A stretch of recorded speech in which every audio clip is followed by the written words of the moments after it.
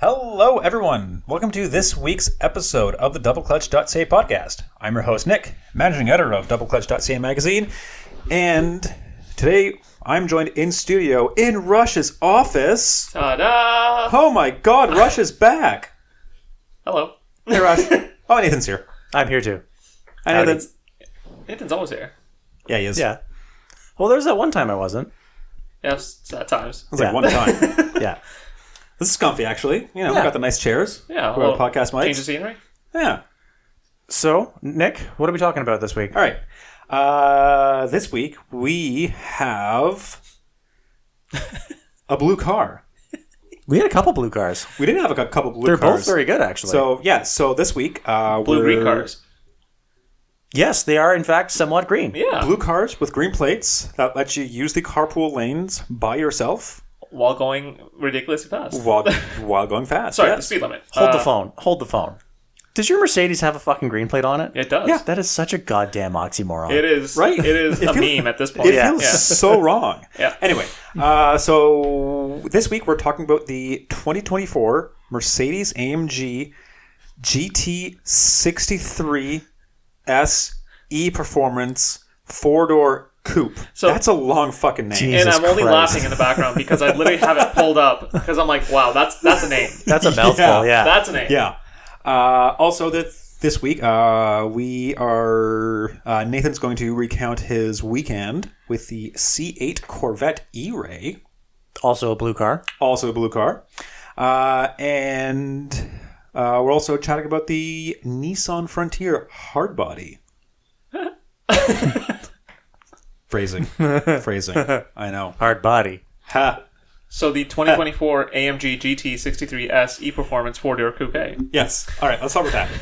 Are we going to do that every time? Because I don't know that I can do that every time. I think we all got to get at least one of them. Yeah. Okay. Yeah. Yeah. Okay, so when I picked up the 2024 Mercedes-AMG GT 63S All right. E-Performance Yeah, 4-door hang Coupe. on. Affectionately known around the office as the GD. GT. M-Gut. Yeah. The M-Gut. Amgut. You know, that's quite fair. Yeah. Jesus Okay, Christ. so when I picked up the M-Gut, I was looking forward to it.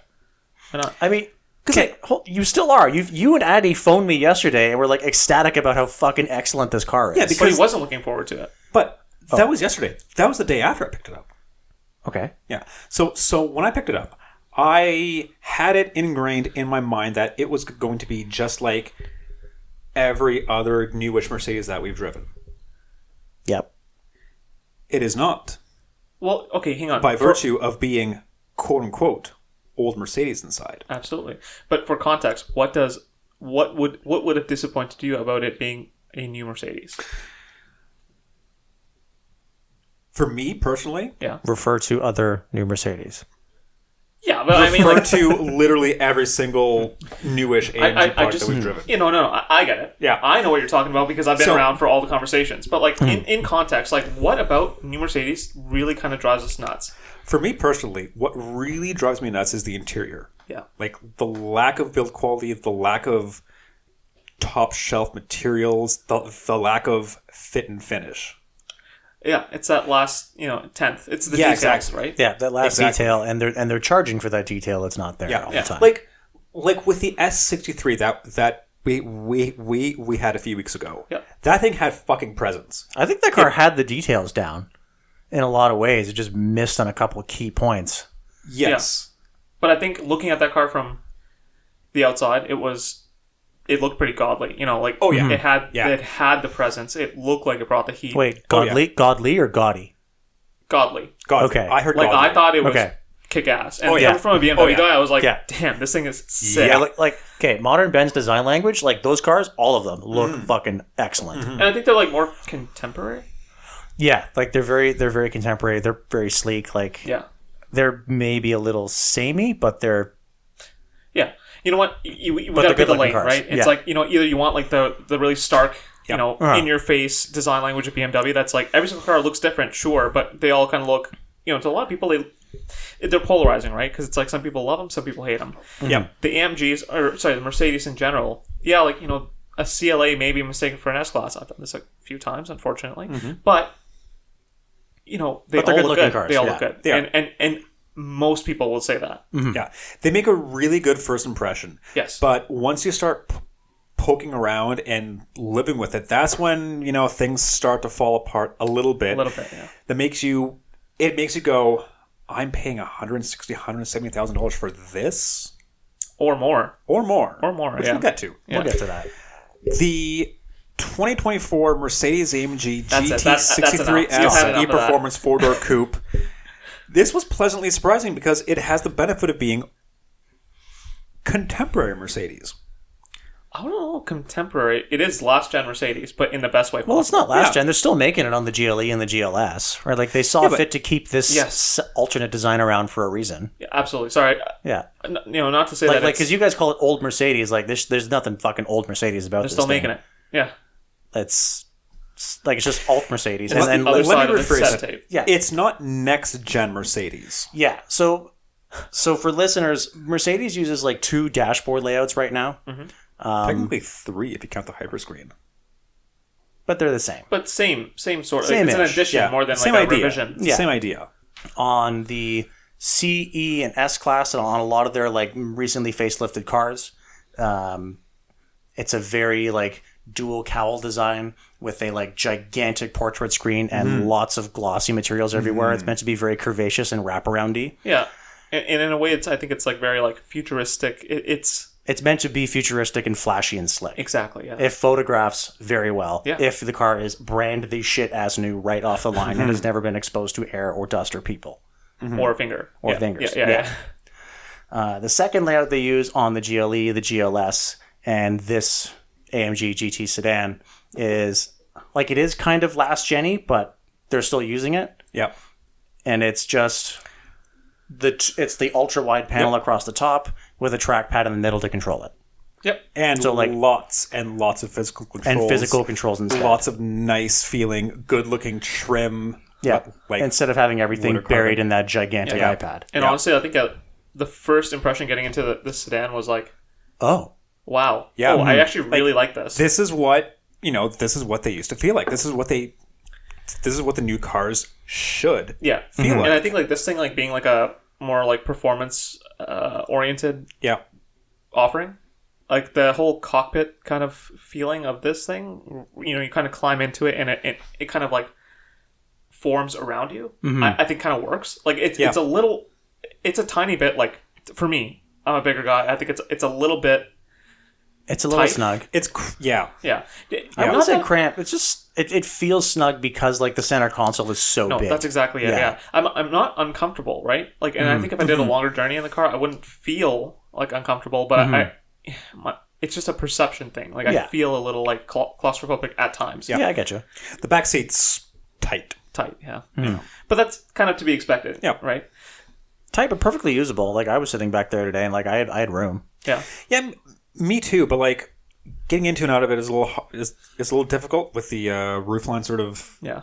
cut Yeah. the way it is. I But like think once you're that's, in, it's not too bad. that's kind of like That's just par for the course with four-door Yeah, these four-door coupes. alleged four-door coupes that I personally don't love, but whatever. yeah.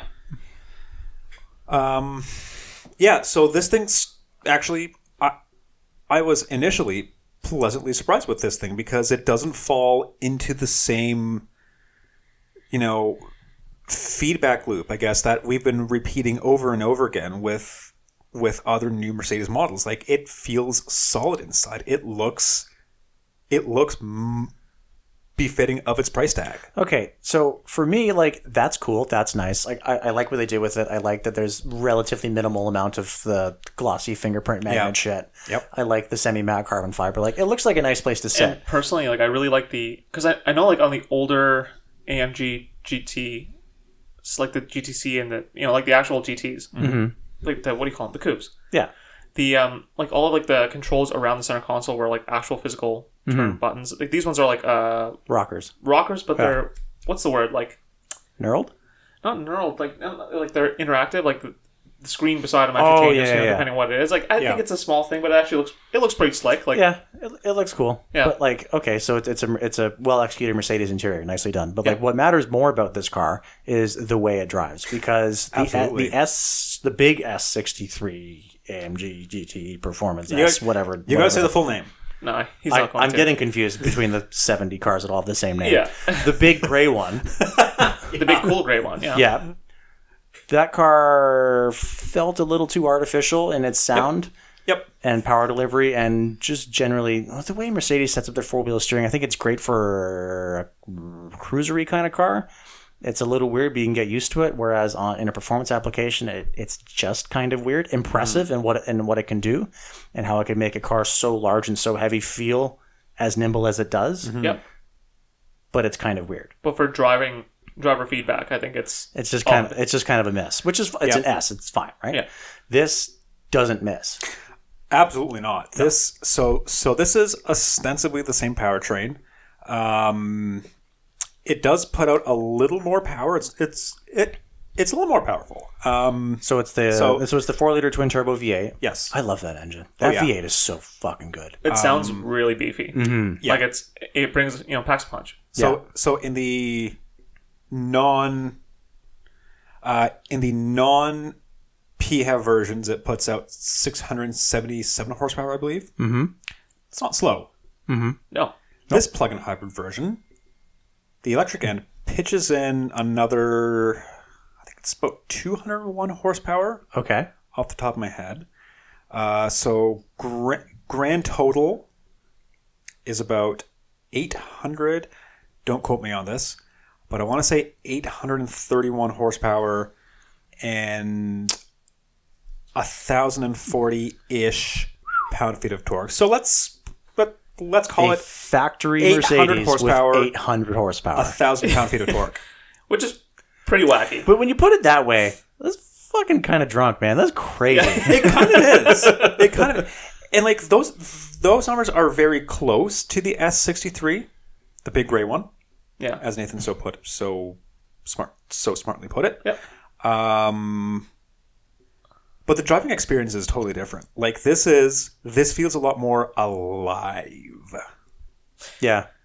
Yeah. I don't know. In the S63, I was very underwhelmed, if I'm honest. I was fully whelmed by it. I wasn't. I don't know. It just like was like, yeah, whatever. This is cool. It's like a fast sedan. Like it didn't do anything special. Yeah. Versus like in this, I was like, Oh, it's Damn. actually, this is actually quite good. God. Yeah. Yeah. It's fucking fast. yeah, well, fast, but also like feels fast. And I think that's kind of like an important thing. It's like maybe the S just hit it so well, but like Yeah. if it's like an S63 Performance Plus whatever hybrid sedan, whatever. 2024 Mercedes-AMG. Let's just not. But what I'm getting at is like, if you're gonna pack an S class with all of the fun AMG stuff, make it feel fun. Yeah. Isn't And it it was kind of fun the point? dumb. Yeah. Like versus this thing was like, damn, like this thing is kick ass. Yeah. Like, Yeah, like actually really well sorted chassis. Like it handles very well. Oh, yeah. It feels pretty right. It's connected. It's communicative. Like you get a good sense of what the chassis is doing. It still wants, like when you really send it, it still washes out a little bit. But it doesn't really. Well, I think it's because the thing weighs got to be around 5,000 pounds, and it's just like you don't realize it because the car is rather compact and feels compact. It's very nimble, but when you like really send it, you can feel that weight kind of shifting around. And for me, like if I had to nitpick, like if you're like really pushing the shit out of this thing at like 10/10, it starts to kind of unravel a little bit. Yeah. Otherwise, it's fucking delicious. But to be honest, 2 points there. One, I think like it's pretty impressive what they've been able to do with like a driver feedback standpoint, because like this is the first Mercedes I've driven in a while that feels like I know what the car wants me to do, and like I feel like I'm actually like checks out. I'm playing a role in what the car is doing versus like like I don't know, like I relate this to like almost like a plane philosophy. I'm like most Mercedes like feel like an Airbus, like it's just a little side stick, and it's like I want to go here, and the car's like okay, I'll figure that out for you. Yeah. But this thing is like, no, like you go here and it's doing it. Like, and I know what it's doing. Yeah. It's like, okay, this is actually, if this is what Mercedes-AMG is, I get it. That's very good. I actually get it. Yeah. And the thing is like, if we're driving this thing 10/10, which like you wouldn't do on public roads. No, of course not. No. Then I think like, okay, yeah, it makes sense that it would like unravel a little bit. But like, I don't think the person, not to like generalize, I just don't think that the person purchasing this vehicle would ever really drive it 10/10 most of the time. Yeah, of course not. So I think that like as far as like performance, speed, handling, most of the time no one's ever going to notice, which is kind of impressive. That it feels like a really good package. It feels really well sorted, but you and I were kind of talking about this earlier in that, like, so the AMG GT Coupe that launched, what, like 10-ish years ago now? 2014. So about 10 years ago. Yeah. Like, that was a ground-up AMG designed bespoke performance coupe. Yes. And it's been setting lap records left and right. That car is ridiculously well sorted, actually legit track ready, fast as fuck. Yeah. Yeah, those things were incredible. And this is supposed to be the four-door version of that car. Yeah. But it's not. It kind of isn't. It kind of isn't, because it's the same platform as the new E-Class, if my memory serves. With a vaguely GT-ish kind of styling. Mm-hmm. So this generation of AMG GT four-door, I want to say it's been out since like 3 or 4 years, I think. 3 or 4 years. Yeah. So it would be the previous gen E-Class. Right. But it's trading on the idea that, like, it's supposed to be the four-door supercar, Yes. the four-door varietal of that Nürburgring demon. Mm-hmm. And that car, even in its base trim, can do 1010s. It always feels right. Mm-hmm. Yeah. I don't love them, but they drive fucking incredible. They're cool. This car unravels a little bit. Yeah. And maybe it's because it is just so fast, right? Like, it's one of those things you don't quite realize until you look down and go, oh, no wonder it was washing out a bit. I took that hot. Yeah. Like, yeah. But like the fact that but you can feel it kind of wiggling around on you. Yeah, like, and you know what it's doing. Sorry. And you have the confidence to push it to that degree, right? It's like, you know and what? You can trust the car. Yeah, and you didn't even notice, right? Like, you were just playing it, you're just having to dance with the car, and you're like, oh, actually. Oh, wow. No wonder. Yeah. It's a serious tango. Yeah. But, like, I don't know. I respect the hell out of this car because it shows me, what Mercedes really can do. Mm-hmm. Yeah. But in a way, like, I guess my beef with the car is that it feels like, okay, but before we started talking about it today, I was like, what's the difference between this and an E-Class, E63, AMG? And, Nathan's explaining that this is supposed to be a bespoke AMG product. But if you're sharing, a chassis with the E-Class and then just adding in the AMG stuff, then don't you kind of get to the same point? Yeah, it's kind of contradictory, isn't it? Yeah, and then you're charging a premium for it to be a bespoke AMG. Yeah. Yeah. So let's get into that. So Nick, you picked this thing up and you liked it. You grabbed Addy yesterday he loved it. You guys called me raving about this car. Yeah. Rush and I took it out today. We really liked it. Yeah. Like, this car is fucking fantastic. Yeah. And then we come back, hey, how much is this thing? Uh-oh. Okay. Yeah. So this is where it gets interesting. And I'm going to say, like, even at this point, it's still doing okay. Continue, and I will elaborate my point when the time is appropriate for dramatic effect.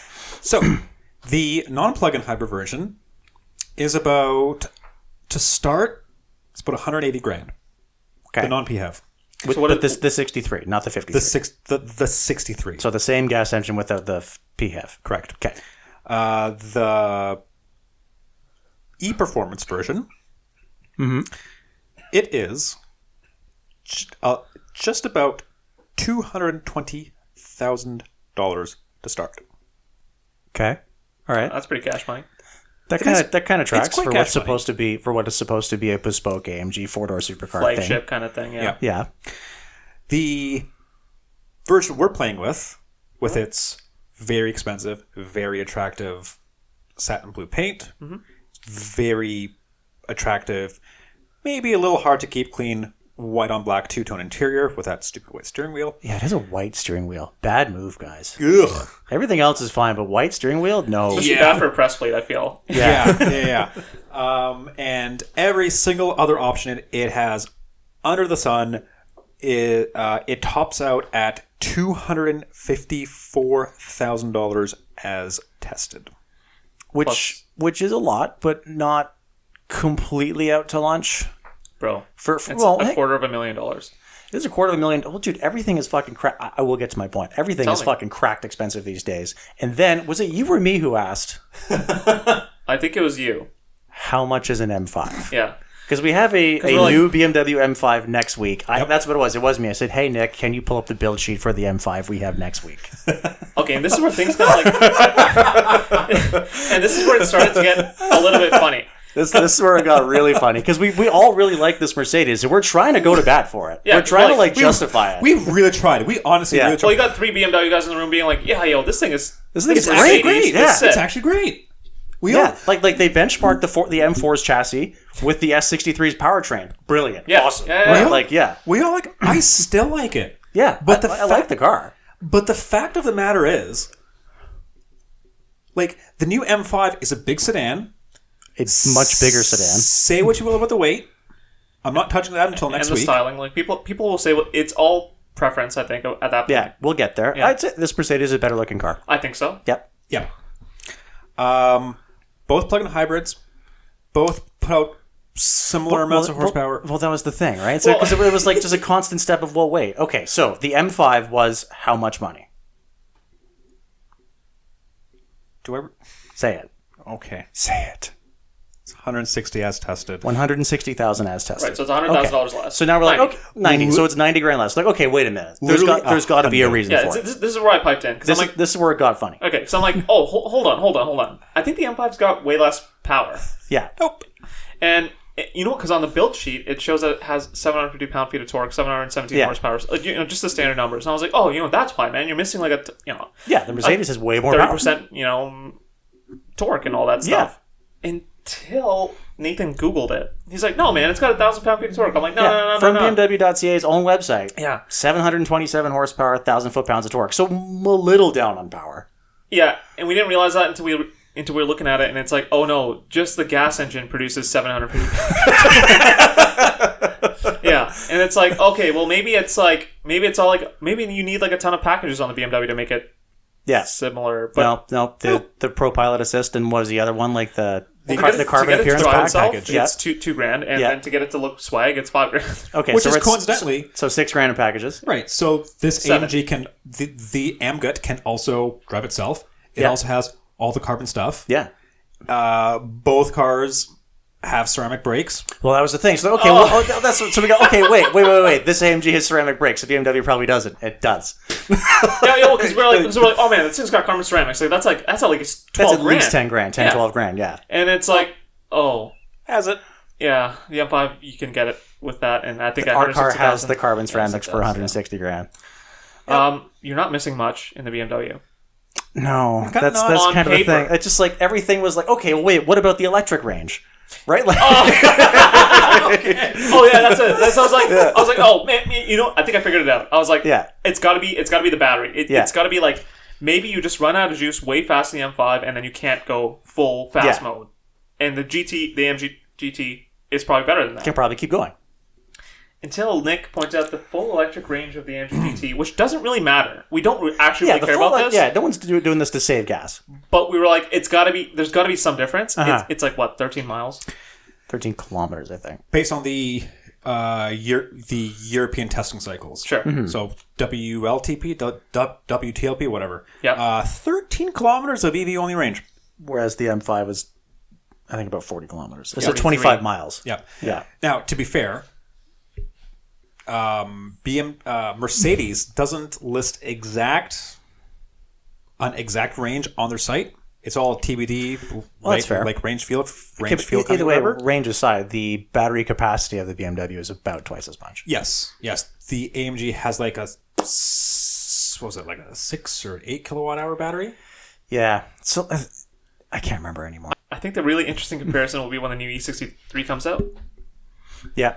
Because I think that will be a much closer competitor to the M5. Yeah, because it's not carrying the premium of being the bespoke AMG car. That's exactly it, yeah. right? Mm-hmm. But I think at the for the time being, if you walked into both dealerships and wanted a similar offering, these are the two cars that you're shopping against. Yeah, because the E63, at least as far as where we're at this point, I mean, it probably will get the SE performance, whatever, PF powertrain. Exactly. But at this point, the E63 does not exist. No. So the closest competitor, performance for performance, apples to apples, is kind of this AMG. Yeah.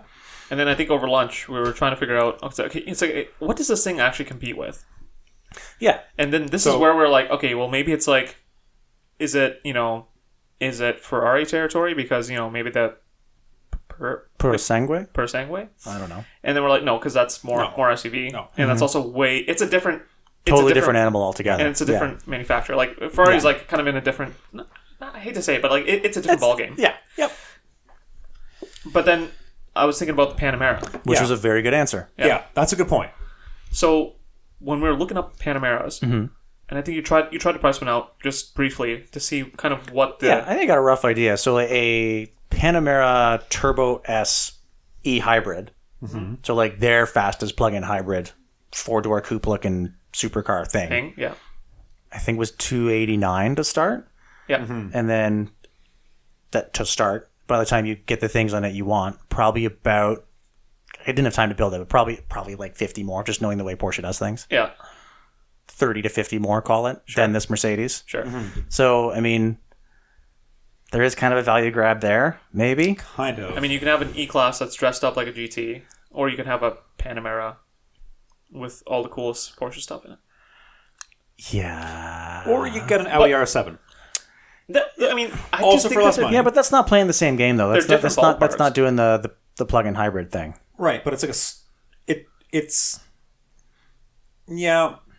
Like I see I what was you gonna mean, s- right? Because it's I was also a gonna s- 4-door coupe Yeah. thing. Yeah, that's I exactly hate saying it. that. It's such a stupid oxymoron. Yeah. But Yeah. like, yeah, That's the thing. That's more like a direct comparison to the AMG, the regular 63 without the e-performance. non-plug-in, the non-plug-in variant. Yeah, and but that's 180, and an R7 is considerably less, if I recall correctly. Yeah. So, it just feels like right now. You know what? Like maybe like this AMG GT is kind of AMG GT. I'm good. AMG, yeah. And maybe it's in a class of its own for the time being, which isn't a bad thing. no, it's it quite well. I mean, until we get the M5 next week, we can verify. We can probably one of the fastest 4-doors in the world. Yeah, and I think that like on its own, the AMG GT, I think It's a fucking like incredible it. car. Yeah. Yeah. Yeah, I still like it. There's really nothing that I would say that is like a glaring like what the heck, except for the placement of the charge port. But like honestly, like all jokes aside, like Yeah. I think it's like a really really neat offering. I just don't really see the point as of right now. It's an interesting exercise, but yeah, like when Yeah, the wild card is definitely the M5 at this point. yeah, and I would think like if I were to talk to someone at Mercedes about this, they'd probably say, well, it's a bespoke supercar designed by AMG, tweaked by AMG, tuned by AMG, and it's not meant to be cross shopped. It's not about dollars and cents. It's about the experience, and the car delivers a hell of an experience. Absolutely. Like, okay, I can kind of get behind that argument. There's something to be said there. It drives fucking ridiculously well. Yeah. If you really like the way Mercedes does things, if you if you've always had AMGs, if you love that shit, and some people are fucking nuts about it over Porsches, right? I can see that. Yeah. Okay, yeah, I can see that. Like, there's a meaningful ask there. But I also think that Mercedes has kind of shot themselves in the foot by diluting the AMG name so much. Yeah, Yeah. And like this to me is no different than it's like the problem is like if you're buying this thing because it is the top AMG thing. What is the difference for most people between that and like a C43? Because they both say AMG on them. That sounds crazy, but like straight up, it's like they don't know the difference. And like, why are you going to know the difference between this thing and an E63? I don't know. Like, yeah, I think. What was I going to say? It's tricky with these things because like Mercedes historically has always been priced higher than a comparable BMW. yeah. Like I can't remember if I don't think we talked about this on air. No, we were just having a regular chat about this in the office about because it was we have a W140 again. Yeah, We were kind of like I was like, well, you know what? Why don't you explain this thing to me because I don't get it. Right? Why do you buy this over a 7? And you're like, well, at the time, and before more than at that time, Mercedes was making the best cars you could buy. the best fucking cars on this earth. Period. No, no, nothing in the reserve. It was like this is everything we got. Yeah. Here is the best example of a car we can produce. Yeah, we spent billions on this car. We would like some of that back, and you will give it to us because this is the best fucking car. Yep. Period. Yeah. And they've always been priced higher than a comparable BMW. Always. Yeah. But you're getting a Mercedes. Yep. Not a nice car, a fucking Mercedes. And that meant something. Yeah. And even now, like we were talking about the CLE 300 like relatively base CLE 300 that Palo has with the 2-liter 4-popper that is almost exactly the same money as the M440 that Rush had a couple weeks ago, and that is so much more car. And the M440 is a really good car. Like a really incredible car. Yeah. Right? So like they're still pricing themselves higher than BMW, and fine. The issue is that you start to ask where is that money going? Right? Because we see these cars side by side now. Yeah. And in 1986, where I am most familiar with these things, I can point to where the money went. Yeah. I don't know that I can anymore. Mm-hmm. And that's where I kind of struggle with these things. Yeah, I'm with you. Good car, bad price. Yeah. But at this upper echelon, it also is one of the things like once you're over $200,000, who fucking cares? This is big, because it is not a $90,000 differential. That's a lot of between what money, we would dude. compare it to. Yeah. Yeah. But maybe if you just want the coolest, fastest four-door Merc, Yeah. you would get an S63 of this thing, and at that point, they're priced pretty similarly. Yeah.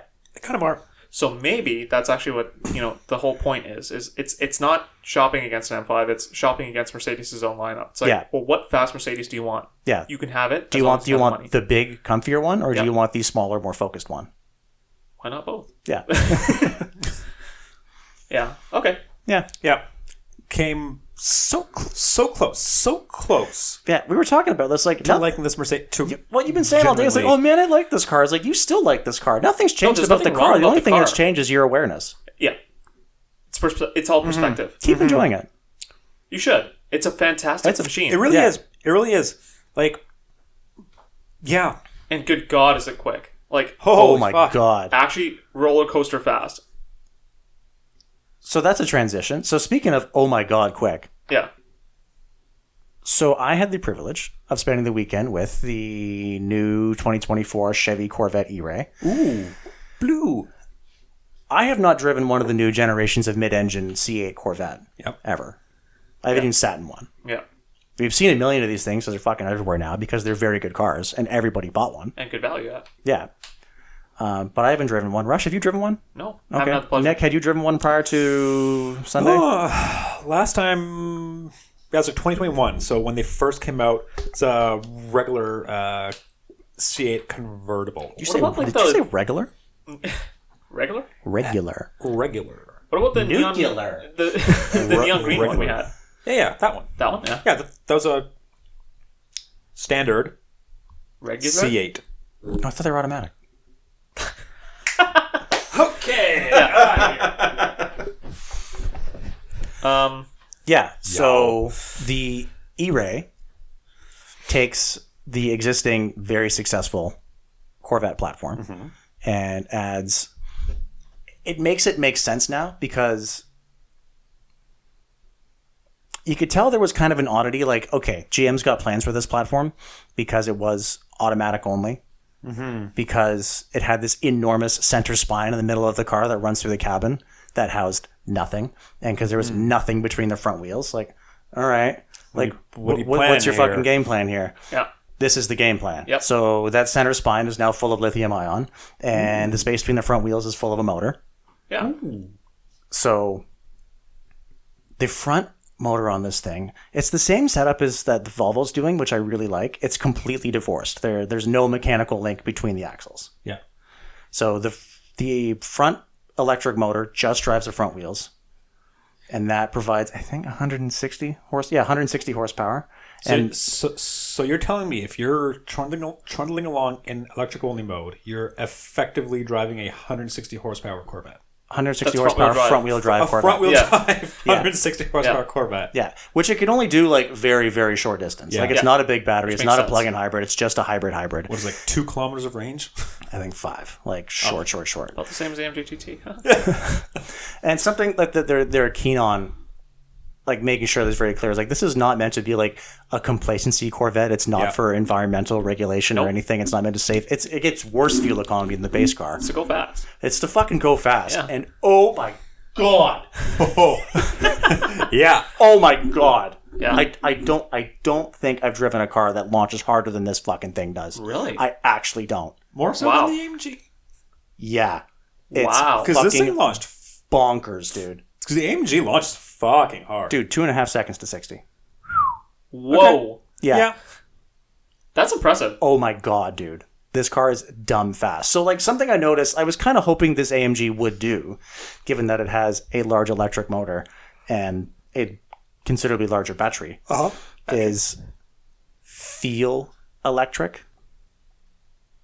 And it doesn't. It feels very fast, but it doesn't feel electric. Something that the E-Ray does very well is that it has the, like, eerie, instantaneous shove of an EV. And then also a screaming V8 behind you. Like, the response is so, like, snap on, instant, holy shit, quick. And then there's also, like, a burnout chorus behind you that the front wheels are just, like, impatiently dragging it through. Yeah. As if it's, like, on fast forward. Like, it's a fucking warp drive. It's bonkers. It's so goddamn fast. I can't fucking believe it. And it's on all seasons. Holy shit. It's so good, and it's not just about being fast. Like, okay, whatever, Corvette is quick. Yeah. Not news. Yep. The way it delivers its power is what is the news, because it's so sharp. It's so instantaneous. That transmission, that DCT, you experienced this, Nick, like faultless. Yeah. I didn't have the chance to launch it off from a standstill, but yeah, that transmission kicks down. It's telepathic. It's like so sharp. It knows like, what you want to do before among it the does best. It's like PDK could. It's fucking really goddamn. To the PDK is a little better, but it's like 95% there. It's an American PDK. Yeah, it's ridiculously fucking good. This is built by Tremec. Like, they make good shit. Yeah. Oh yeah, they know what's up. Yeah, that's ridiculously good. The fact that it is a pushrod V8 means it doesn't have turbos, so there's nothing to spool, right? You can feel that little hesitation of spool time. You can feel like in the AMG GT. Yes, 63S, whatever, blue sedan. That, like, when you lean onto it, you can feel the electric motors working, and then the gas motor turns on, and then it spools up, and then you go. Yeah. Whereas on this, there's none of that. It's just like the electric motor delivers a lot of shove, unencumbered by having to work through an engine right now. And then... What are you doing? Nothing. I'm doing absolutely nothing. You've thrown off my train of thought here. No, man. But because it's a big V8, Yeah. it's torque all the time. Yeah. So it's just instant on. It's so fucking good. And it sounds really good. And it's not just like big brawny American V8. It's surprisingly like exotic-y, almost high-ish pitch. It's a little... Yeah. It's a little Italian. Yeah. That's cool. Italian to me. Little sprinkling of that. Like, there's a little like dalliance of Maserati in there. Huh. And then it turns really fucking good. And everyone's, kind of down on the C8 for being like, oh no, it feels kind of numb. It's a little kind of disappointing, a little too sterile. Man, fuck off. This car's a bullet. And a very, like, direct bullet. And it A direct bullet. a direct bullet straight to your fucking brain banana, buddy. Okay.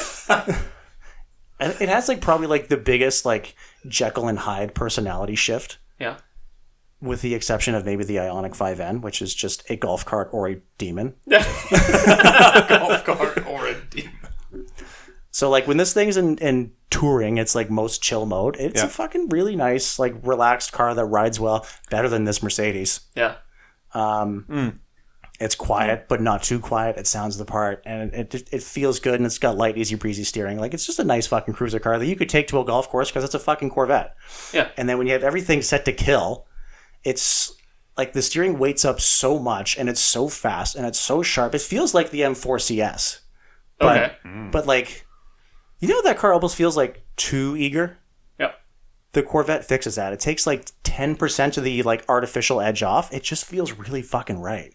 So when you're like cooking in this car, it just feels like it's bolted to your spine. It's so fucking good. Okay. It's so well dialed. Okay, so... Can you tell he likes this thing? I can tell. So here's the thing. You always ask me, whenever we have the various hypercars come through the office, like the Artura, the Huracans, whatever, you specifically asked me, especially with the Artura, does it feel as special as the M3 or the M4? Yeah, does it feel more special than those cars? Yes. So, my question is, what's your new benchmark? The M3/M4 CS or the E-Ray? The Corvette. It's the same price as those CS cars. I think they start at 150. 148, 150-ish. The test car was 158. Yeah. Like loaded with every option except the front end lift, which, by the way, if you're thinking about buying one of these, get the front end lift. You need it badly. Yeah. 158. And this is faster, significantly faster than either of the Huracans we had this year. Yeah. That's crazy. Significantly faster than either of the Huracans. Yeah. 158. Yeah. That's some crazy value for money. Like, ridiculous. Yeah, I honestly am a little value. fuzzy on the Artura at this point, but like to me, it felt approximately as direct. Maybe the Artura was a little more handsy, a little like a touch more organic, maybe. Yeah, the Artura had better steering. But just in the front end, the Corvette's powertrain feels way better Yeah. and is more It's more, yeah. and is $200,000 fewer dollars. The Artura we also had it in the winter, right? Yeah, that's why it's like I'm trying to And give it a different pass. tires Like we're and a little stuff, fuzzy on it, but But for $200,000. yeah, and this has a frunk and a large trunk and is really comfortable when you're not sending it. And you could take it down the road and get it serviced. Yeah. Yeah. Like, ownership for this thing is probably way better. easier. Oh, yeah. Yeah. Probably. I don't know about this whole E-Ray thing. Mm-hmm. Well, it's But they've been dealing with volts and bolts and stuff for long enough. Yeah, like it's just a pretty basic hybrid setup. The only wizardry is in the calibration, getting it to feel natural next to the engine. Yeah. And that's not really a dealership. The actual thing. nuts and bolts of it are an electric engine and a small battery. That's been around. Yeah. I was under the impression that not every GM dealer is certified to work on Corvettes. That is Well, correct. that's what I'm saying. Like, at this point, it's probably been around long enough that maybe that they're Okay, but getting a certified. Corvette certified GM dealership versus a McLaren dealership. This is Absolutely. true. This is true. Some, Bubba whatever who works on Corvettes for a GM can easily go to like dealer to dealer. But you're right. If like finding a place to get an oil change for your McLaren Artura is probably a little more difficult. Yeah. So and it's weird, and I'm sure there are some people listening to this that are going to be like screaming into their speakers, like, "How are you fucking comparing a McLaren to a Corvette?" But why Like, they're wouldn't you? completely fucking different ownership experiences, and to their credit, like up until recently, they were. Yeah. Like you don't fucking cross shop a Corvette and a McLaren. That's dumb. Yeah. But at this point, the Corvette is so accomplished. Mm-hmm. It's so ridiculously good that you can. And it's objectively better and subjectively really fucking close. Yeah. If not better. Like, because like for me, it's all like the biggest thing that matters to me in a car is like engine. And the Corvette's got that crushed, nailed. Like nailed. Mm-hmm. So like it's the better driving experience too, to my eyes. Damn. So it's better when you're playing with it. Mm-hmm. It's better when you're not playing with it. It's faster. And a third of the fucking money. Like, this car offers performance that exceeds, roughly, like the former hypercar Holy Trinity. Mm-hmm. This is a budget Porsche 918. It's fucking... Which is wacky. It's fucking... That's such a mindfuck. Incredible what they have achieved with this car. It's such a like monument, towering achievement that they should be so fucking proud of.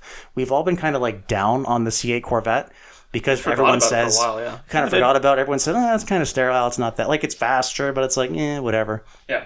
But we loved the Cadillac Blackwing cars, and not just because they're fast, because they do the touchy-feely driver's things better than fucking anybody. Yep. A Cadillac drives more like a BMW than a BMW does. They're fucking ridiculously good. Yep. And the Camaro a couple of years ago, that was brilliant. That got Performance Car of the Year out of us, like uncontested. Mm-hmm. So why were we so down on the fucking Corvette? And I wonder if part of that is because sort of like a weird expectation in that it's too good, it's too fast, it's too refined to be a Corvette, so it feels almost kind of disappointing to the Corvette crowd. But because it's also a supercar and because it is so accomplished, it doesn't have quite the same personality, say, as a McLaren, because McLarens are, let's say, they feel more exotic and also perhaps less refined because they're just a smaller company. Yeah. So because the car is so good at what it does, because it's so fucking excellent, it almost lets down both crowds at the same time, and maybe that's why we were kind of down on it. Yeah. But if you just look at it what it is, damn, like, holy mother of Christ, what a fucking car. Yeah. Anyway, I thought it was neat. It's yeah, I don't disagree. Like I generally I basically didn't care about Corvettes until the C7 rolled out. I'm also one of the few who actually like how the C7 looks. I think we all like the C7 around Oh, here. the C7 was cool. The C8 kind of looked like weird at first. Yeah. It still looks weird to me. Yeah, I still think it looks weird, but like I think the E-Ray fixes a lot of that with all the body color accents. so. The only It's still kind of funny looking, but like the back end is still a little awkward to me. I don't like the body colored vents right under the taillights. yeah, but that's the only miss, I think. They're trying to figure it out. Like, yeah. And like, if that's your only qualm with it, it's like just get them painted. Yeah. I hate to say it. With the money that you save, just go paint it. Yeah. It's a header for sure. I was so Nathan and I actually met up over the weekend to this past weekend to shoot my ID Buzz and Nathan brought the C8 along as well. Remember that dude who rolled up to us in like that Gray 1 series? Oh yeah. I'm surprised he wasn't really focused on the ID Buzz. I'm surprised he was there for the C8. Well, because everyone else in the city of Hamilton that day was like falling down over your bus. Yeah. But this one guy was like, "Yo, that thing is crazy. What is that?" To be fair, Yeah. it is. It's a fucking budget Ferrari. Yeah. Budget McLaren. It's like imagining all the people looking at those two cars side by side. They're like, "What's that bus?" Well, dude, this actually happened. So like, I'm following Nick and our friend Jeff Wilson. Yeah. Behind, like, they were in the bus. I was behind them in the Corvette. Yeah. So I'm watching everyone look at this bus and just like miss me in this bright blue mid-engine supercar all day long. Like, I'm invisible behind this bus. I got Toronto card spotted. You didn't. White. Oh no, Ben did as well. In the bus. Yeah. Yeah. That's hilarious. The bus looks fucking cool. The bus is really cool. Yeah. Anyway, we talked about the bus last week. Tune into that episode. It's called Fun Dumb. Yeah. Okay, so AMGUT sedan, C8 Corvette E-Ray. You're also in the Nissan Frontier You're in the Nissan Frontier Hardbody this week. How did you trip over that and not the Mercedes? Because the Mercedes had it up on screen for him. Yeah. Yeah, 2024 Mercedes-AMG GT 63S E-Performance 4-door Coupe was on the screen. Right. Okay. Anyway, so this week I'm in the exact opposite vehicle. I'm in a Nissan Frontier Hardbody.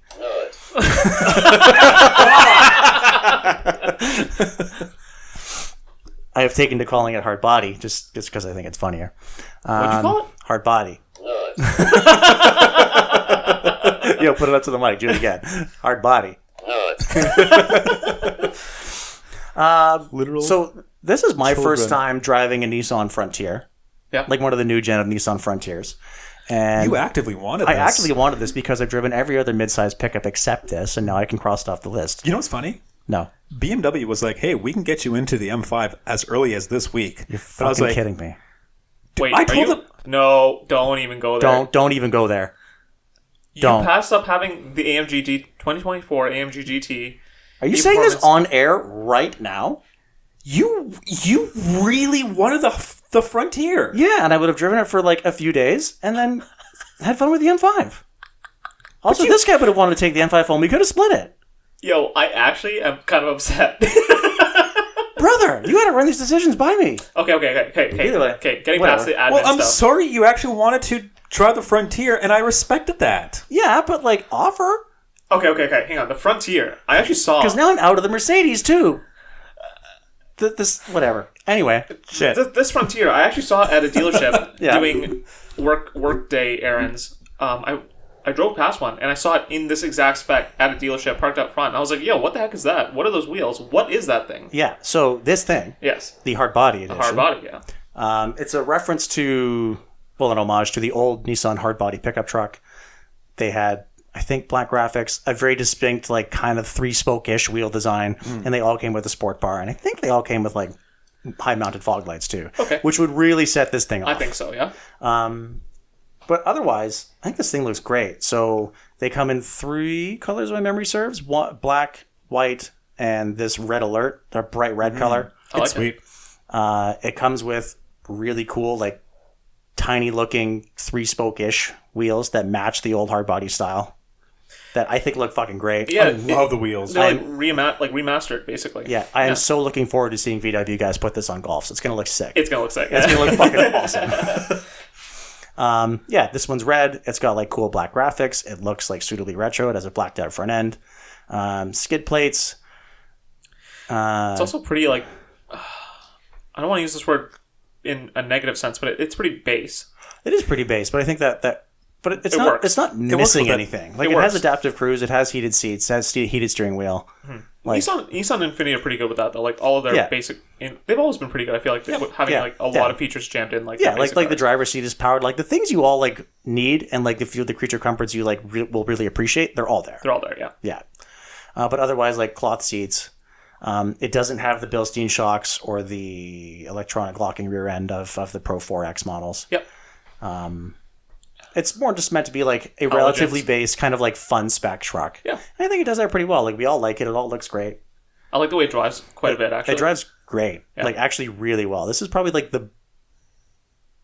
don't know if I want to say best handling, but like it handles really well of the mid-size trucks. I wouldn't say best, but I would say like without a lot of trickery, it's actually just set up really well. Like it feels pretty confident. There's not a lot of like sway or anything. Like it. It rides great. And there's no electric trickery. Like it just, you get in it and it's set up well. It has best steering in my opinion.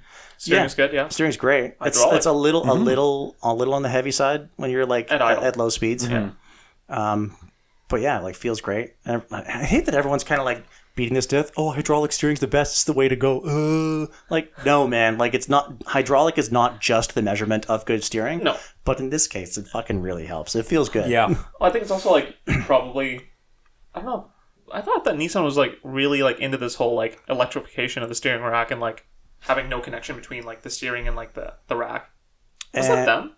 This is them.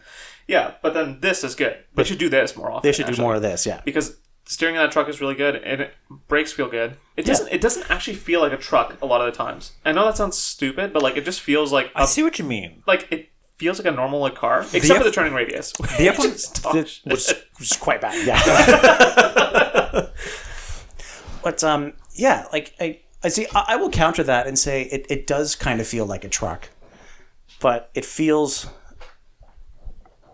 kind of like an older truck because modern trucks are very good at hiding the fact that they are 6,000 pound, 500 horsepower Leviathans. Yeah. Right? They all have easy breezy steering and super light brakes and everything is just like meant to be gentle because it's just going to commute to and from the office so you can flex in it. Yeah. Whereas this feels like an older truck that's just tight and direct because that's how trucks work. Mm-hmm.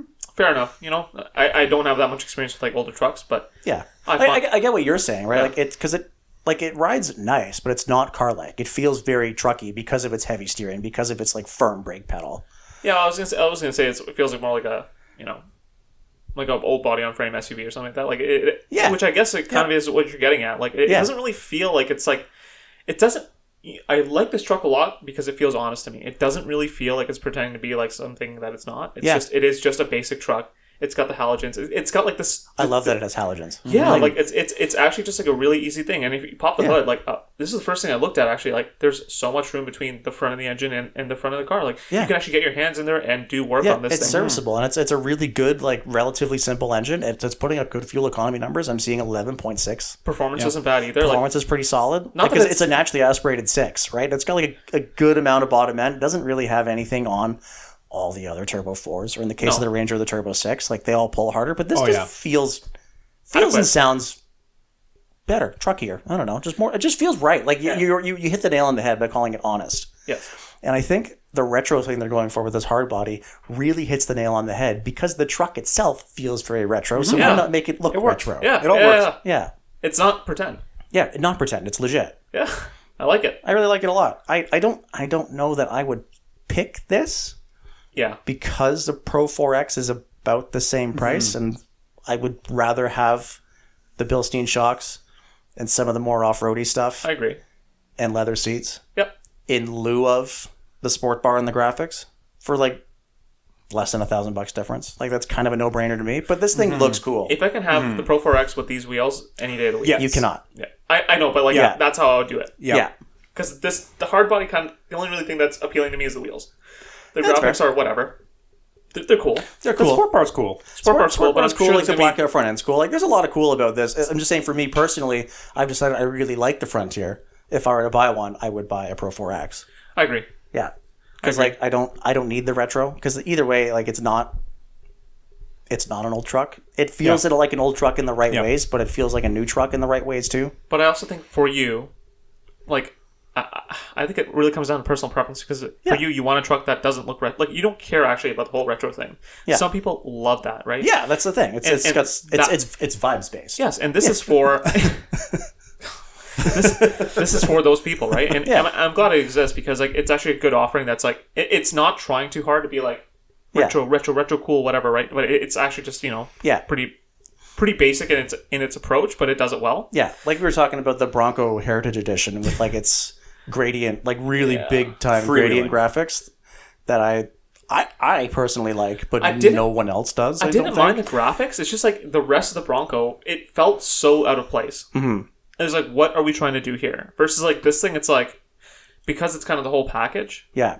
And I think because it's relatively base, like all the hard bodies were. Yeah. Right? Because this was back before trucks got fancy. They were just tools. Yeah. So this fits the motif really well. Yeah. More than just style. The Bronco Heritage or the Bronco Freewheeling? Freewheel, I mean. Okay. Yeah. What's it called?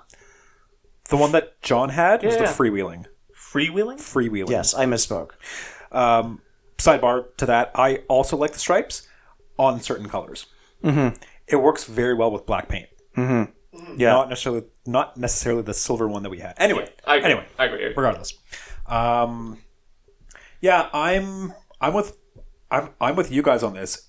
As long as I could get those wheels specifically on the Pro 4X, that's the way to go. I'm just glad that Nissan has introduced all these parts because now you could just pick and choose what you want and put on your truck. Yeah, it's like if you have like a Pro 4X, it's like buy the wheels, put them on. If you like them, if not, whatever. Like. This is kind of just like a cool offering, and I think that it just highlights the good that is the Frontier. Yeah, it is cool, and it looks the part, and like I like that it's the retro style is complemented by the retro theme. Like it feels very authentic to your point. Like it's very complete. It doesn't feel disingenuous. Absolutely. Yeah. Well done. And I think that's really cool about it. Yeah. And it's $52,000, 52 and change. That's a steal. In today's market. It sounds like it's not. But if you look around, definitely it's actually like it's a good 5 or 6, I think, less than the Tacoma TRD Sport I had a few months ago. Yeah. And that's the base one too. And that's the base one. It's about in line, I think, with a relatively base Ranger. Mm-hmm. But that's got a 4-popper. Like puts up the same numbers, but it is a 4-popper, whether or not that matters to you. I think the Ranger might be like the objectively better vehicle, honestly. Uh-huh. It rides better. In the segment, it's easier to live with. It's comfier. It's a much more modern layout. Like better powertrain options. True. Like I think that's still kind of like the best midsize. Mm-hmm.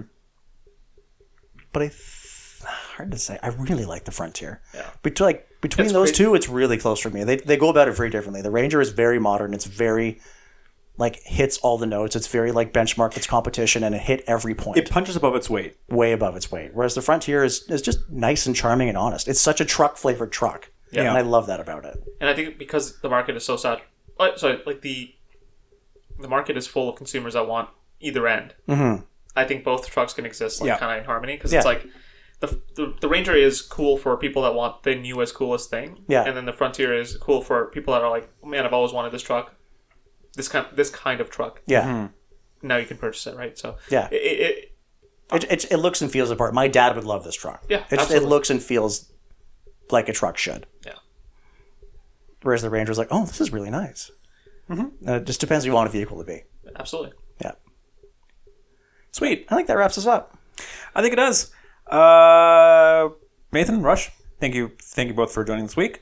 For all you listeners out there, if you wish to keep tabs on our automotive misadventures throughout the week, you can do so at doubleclutch.ca on socials. We are on YouTube, so check us out there. Nathan's been popping videos into the video machine slowly but surely. Tune in next week where we will certainly say things about the M5. Talk about some stuff. Yeah, we got stuff to talk about. It's going to be good. I guess I have to go rework the schedule. Sorry. Thanks for listening, guys.